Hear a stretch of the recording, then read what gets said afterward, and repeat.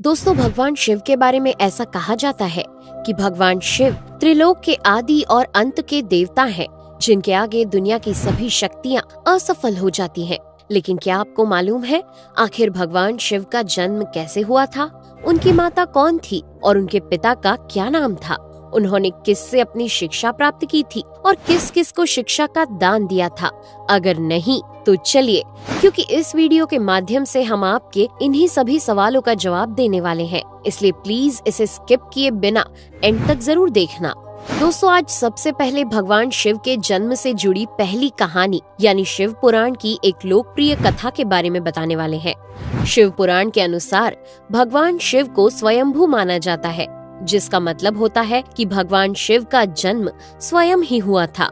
यानी कि इससे एक बात तो साफ हो जाती है कि ना ही भगवान शिव की कोई माता है और ना ही उनके कोई पिता हैं। इसी कारण से भगवान शिव पंच तत्वों से भी परे हैं, जिस कारण से इन्हें मृत्यु का भी कोई भय नहीं है और इनकी मृत्यु कभी नहीं हो सकती। पर अब बात करते हैं विष्णु पुराण में बताई गई भगवान शिव के जन्म से जुड़ी हुई एक और कहानी के बारे में। विष्णु पुराण में बताया गया है कि भगवान विष्णु के माथे से निकलने वाले तेज के कारण भगवान शिव की उत्पत्ति हुई थी और उनके नाभि से निकलते हुए तेज से कमल पर विराजमान ब्रह्मा जी का जन्म हुआ था। मगर दूसरी ओर भगवान विष्णु के जन्म के बारे में शिव पुराण में बताया गया है कि एक बार की बात है जब भगवान शिव अपने घुटने मल रहे थे और उनके घुटनों से निकलने वाले मैल से भगवान श्री विष्णु जी का जन्म हुआ था।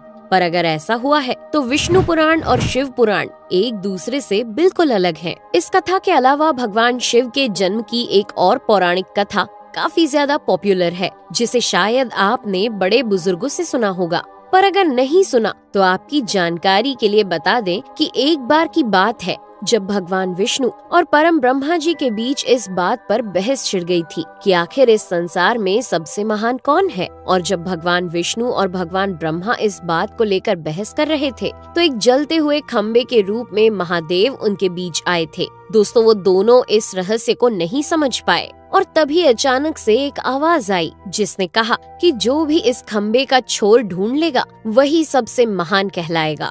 ऐसा सुनते ही ब्रह्मा जी ने एक पक्षी का रूप लिया और खम्बे का ऊपरी हिस्सा ढूंढने निकल गए। वहीं विष्णु जी ने वराह का रूप धारण किया और खम्बे का अंत ढूंढने निकल गए।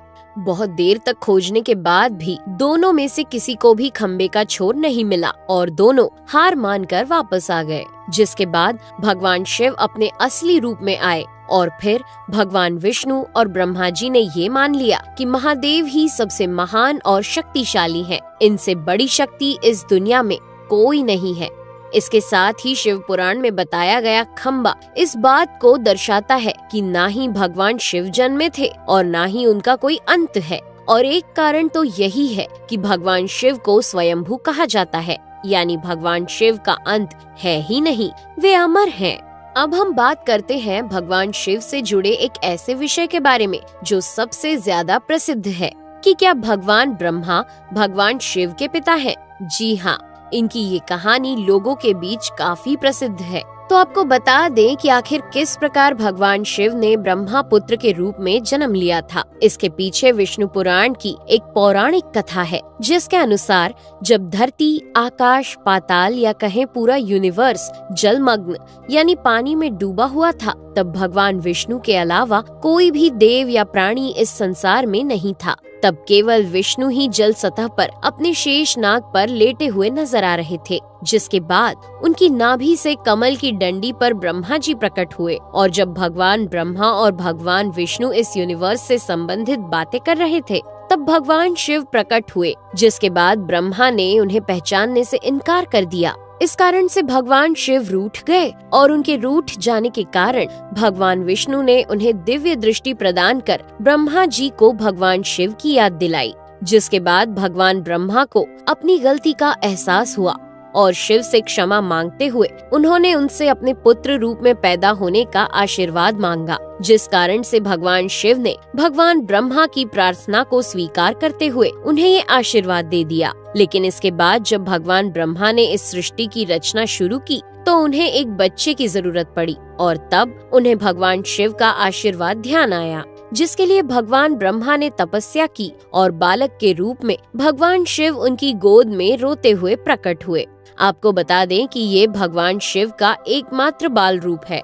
जब भगवान ब्रह्मा ने उनके रोने का कारण पूछा तो उन्होंने बताया कि उनका कोई नाम नहीं है। तब भगवान ब्रह्मा ने भगवान शिव का नाम रुद्र रख दिया, जिसका मतलब होता है रोने वाला। पर इसके बावजूद भी भगवान शिव चुप नहीं हुए, इसलिए ब्रह्मा ने उन्हें दूसरा नाम दिया। पर शिव को वो नाम भी पसंद नहीं आया और फिर भी वे चुप नहीं हुए। इस तरह शिव को चुप कराने के लिए भगवान ब्रह्मा ने भगवान शिव को 108 नाम दिए थे, जो रुद्र, शर्व, भाव, उग्र, भीम, पशुपति, ईशान और महादेव जैसे नाम थे। और शिव पुराण के अनुसार उनके ये नाम पृथ्वी पर लिखे गए थे। इसके बाद बात आती है श्रीमद् देवी महापुराण की। तो श्रीमद् देवी महापुराण में भगवान शिव की माता और पिता के बारे में बताया गया है। श्रीमद् देवी महापुराण के अनुसार देखा जाए तो एक बार जब भगवान नारद जी ने अपने पिता भगवान ब्रह्मा जी से पूछा कि इस सृष्टि का निर्माण किसने किया है, साथ ही भगवान विष्णु, भगवान शिव और आपके माता पिता कौन है, तब भगवान ब्रह्मा जी ने नारद जी को त्रिदेवों के जन्म के बारे में बताया। जो बताया वो वाकई चौंका देने वाली बात थी। दरअसल उन्होंने कहा कि देवी दुर्गा और शिव स्वरूप ब्रह्मा के योग से ब्रह्मा, विष्णु और महेश का जन्म हुआ था। यानी प्रकृति का रूप लिए माँ दुर्गा ही हम तीनों की माता है और ब्रह्मा यानी काल सदाशिव हमारे पिता है। इसके साथ ही श्रीमद् देवी महापुराण में भी भगवान विष्णु और भगवान ब्रह्मा के बीच हुए झगड़े की एक कहानी मिलती है, जिसके अनुसार एक बार श्री ब्रह्मा जी और विष्णु जी में झगड़ा हुआ और दोनों में बहस छिड़ी हुई थी। तब भगवान ब्रह्मा ने कहा कि सृष्टि को मैंने बनाया है और मैं ही प्रजापिता हूँ, जिसके जवाब में भगवान विष्णु जी ने कहा कि मैं आपका पिता हूँ, क्योंकि आप मेरी नाभि से निकले हुए कमल से पैदा हुए हैं। और धीरे धीरे कर ये बहस बढ़ती गई। दोस्तों, इसके बाद इन दोनों का झगड़ा सुनकर सदाशिव वहाँ पहुँचे और उन्होंने कहा कि पुत्रों, मैंने ही तुमको इस संसार को बनाने और इसे संभालने के केवल 2 काम दिए हैं। इसी प्रकार मैंने शंकर और रुद्र को संहार और तिरोगति के कार्य दिए हैं। इसके साथ ही उन्होंने कहा कि मेरे 5 मुख हैं। एक मुख से अकार, दूसरे मुख से उकार, तीसरे मुख से मुकार, चौथे मुख से बिंदु और 5वें मुख से नाद यानी कि शब्द प्रकट हुए हैं। उन्हीं 5 को एक साथ मिलाकर देखा जाए तो एक अक्षर ओम बनता है, जिसे आज हम सभी भगवान शिव के मूल मंत्र के रूप से जानते हैं। इतना कहने के बाद भगवान ब्रह्मा और विष्णु दोनों ही समझ गए कि भगवान शिव से ज्यादा शक्तिशाली इस दुनिया में कुछ भी नहीं है और दोनों ने भगवान शिव को प्रणाम किया और चले गए। चलिए दोस्तों, अब जब आप भगवान शिव के बारे में इतना तो जान ही चुके हैं, तो क्या आपको पता है कि आखिर भगवान शिव ने किससे शिक्षा प्राप्त की थी और उनके गुरु कौन थे?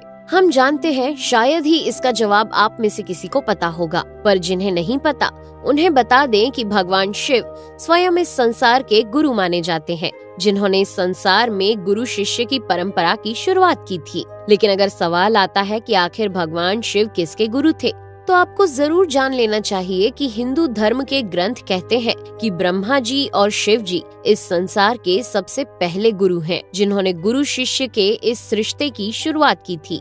जहां भगवान ब्रह्मा ने अपने मानस पुत्रों को शिक्षा प्रदान की थी, वहीं भगवान शिव ने अपना ज्ञान केवल अपने 60 शिष्यों को दिया था। यानी भगवान शिव 60 शिष्यों के गुरु थे और वे जिन शिष्यों के गुरु थे उन्हें आज के समय में सप्त ऋषियों का दर्जा दिया गया है। तो दोस्तों, ये थे भगवान शिव के जन्म से जुड़े हुए कुछ फैक्ट्स, जो आपको कैसे लगे हमें कमेंट करके जरूर बताइए। साथ ही अगर आपको वीडियो पसंद आया हो तो इसे लाइक और चैनल को सब्सक्राइब करना बिल्कुल ना भूलें। धन्यवाद।